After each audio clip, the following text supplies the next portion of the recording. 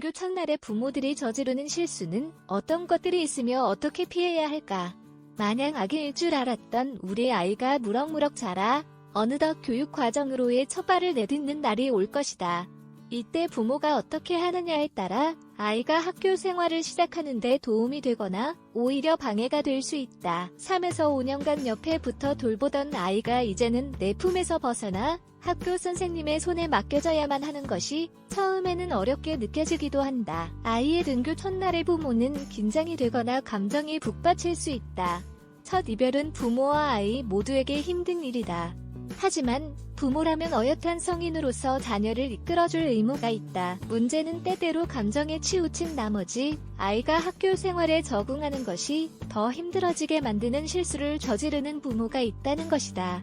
아이의 등교 첫날에 부모들이 저지르는 실수 자녀를 위해 최고로 좋은 학교를 찾느라 시간과 정성을 들이고 난 지금 남은 할 일은 바로 자녀를 믿어주고 인생의 새로운 장에 빨리 적응하도록 도와주어야 하는 것이다. 학교 생활에 재미를 붙이기까지 걸리는 시간은 아이마다 다를 수 있다. 지금부터 아이의 첫 등교 날 부모가 저지르기 쉬운 실수 7가지에 대해 살펴보도록 하자. 이따금 부모는 아이가 새로운 환경에 적응하는 데 도움이 되기보다 오히려 이를 힘들게 만들어버리곤 한다. 그런 상황을 피하기 위해서는 다음과 같은 흔한 실수를 저지르지 않도록 명심할 필요가 있다. 1. 자녀를 미리 준비시키지 않는다. 자녀의 입학을 앞두고 학교 생활에 대해 미리 준비시키지 않는 것은 부모가 저지르는 가장 큰 실수일 것이다. 아이들은 앞으로 자기에게 어떤 일이 벌어질 것인지 알아둘 필요가 있다. 그러므로 첫 등교에 앞서 자녀에게 이런저런 점들을 알려주며 준비가 되도록 도와주어야 하는 것이다. 학교에 다닐 준비를 하는 과정에 자녀를 적극적으로 참여시키는 것은 좋은 시작이 될 수 있다. 자녀와 함께 학용품을 사러 다니면 재미도 있으며 학교 생활에 필요한 물건에는 어떤 것들이 있는지 알 수 있으므로 아이에게 매우 유익한 경험이 된다. 학교에서 무엇을 하게 될지 부모로부터 간단히 전해 듣는 것만으로도 아이들은 지금까지의 생활의 안녕을 고하고 학교 생활에 임할 준비가 될 수 있다.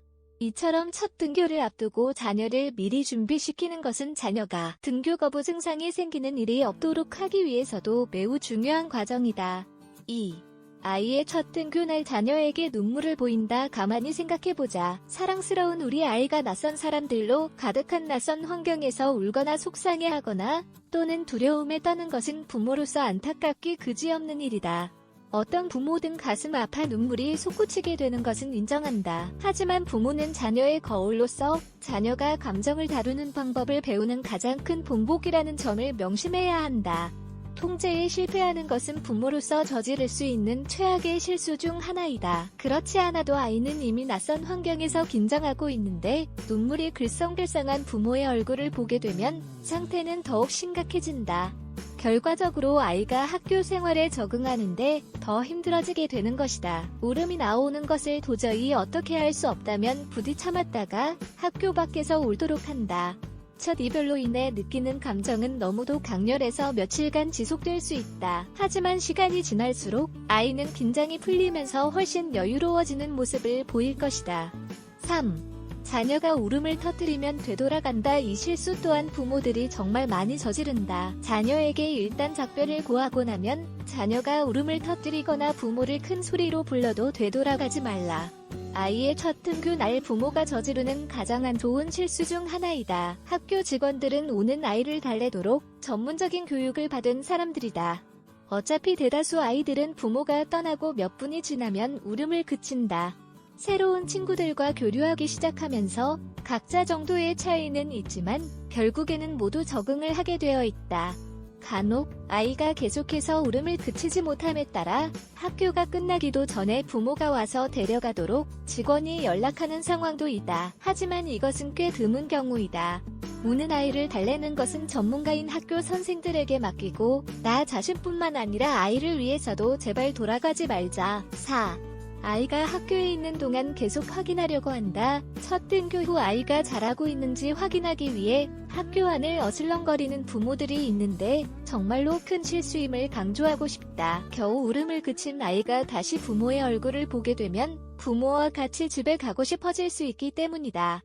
작별 인사는 한 번이면 족하다. 아이를 보고 또 보는 행동은 아이의 괴로움만 커지게 만들며 학교 생활에 적응하는 것이 어려워질 뿐이다. 금쪽 같은 우리 아이가 학교에서 잘하고 있는지 궁금해서 견딜 수 없는 심정은 이해한다. 하지만 학교가 끝날 때까지 꾹 참았다가 아이에게 어땠는지 직접 물어보자. 5.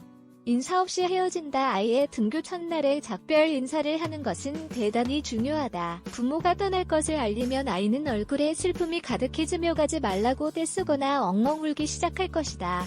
하지만 그렇다고 해서 인사 없이 자리를 뜨는 것은 해결책이 아니며 오히려 아이에게는 버려졌다는 부정적인 인식을 주어 충격에 빠뜨릴 수 있다. 따라서 최고의 방법은 아이에게 꼭 인사를 하는 것이다. 아이를 매우 사랑한다는 것, 이따가 데리러 오겠다는 것, 그리고 첫 등교날 즐겁게 보내기 바란다는 것 등을 알린다. 인사는 되도록 짤막하게 하며 포옹과 뽀뽀를 해주도록 한다. 어떤 방식으로 작별을 고하든 절대 그냥 사라지지 말자. 6. 아이의 등교 첫날에 작별 인사를 지나치게 오래 한다. 앞서 설명했듯 인사 없이 자리를 떠서도 안 되지만 인사를 너무 오래 하고 있는 것도 좋지 않다. 다시 한번 말하자면 작별 인사는 짤막해야 한다. 인사하느라 아이를 오래 붙잡고 있으면 아이는 부모가 계속 자기 곁에 머무를 것이라는 착각을 하게 되기 때문이다. 아이와 함께 학교에 있어주겠다는 불가능한 약속은 절대 해서는 안 된다. 또한 학교 직원이 아이를 달래고 있는데도 옆에 오래 머물게 되면 나중에도 아이는 부모가 떠났다는 사실로부터 헤어나오지 못하여 수업 분위기 조성에 방해가 된다. 그렇기 때문에 간결한 작별 인사는 아이뿐만 아니라 학교 선생도 돕는 길이다. 7. 운다고 해서 다른 아이들과 비교하며 혼낸다. 아이의 첫 등교날 누구보다도 두려운 사람은 바로 아이 자신이며 다른 아이들과 비교하면서 나무라는 행동은 두려움을 악화시킬 수 있다. 처음 며칠 동안은 우는 것이 정상이다. 남들은 좀 더 빨리 적응을 하였다고 해서 아이를 꾸짖으며 기분을 상하게 만드는 것은 전혀 도움이 되지 않는다.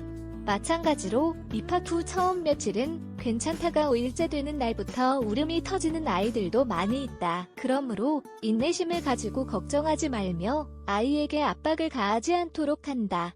포근하게 안아주면서 잘 있으라고 인사를 한 뒤 아이가 훌쩍이는 소리가 들리더라도 되돌아가서는 안 된다. 요약하자면 아이의 첫 등교 날 부모는 자신도 모르는 사이에 여러 가지 실수를 저지르며 이런 실수들은 아이가 학교 생활에 적응하기 힘들게 만들 수 있다. 이제 어떤 실수를 피해야 하며 그 대신 어떻게 해야 좋은 것인지 알게 되었으니 부디 현명하게 행동하기 바란다. 어려운 일일 수 있겠지만 우리 아이를 진정으로 위하는 건강한 육아의 지름길이다.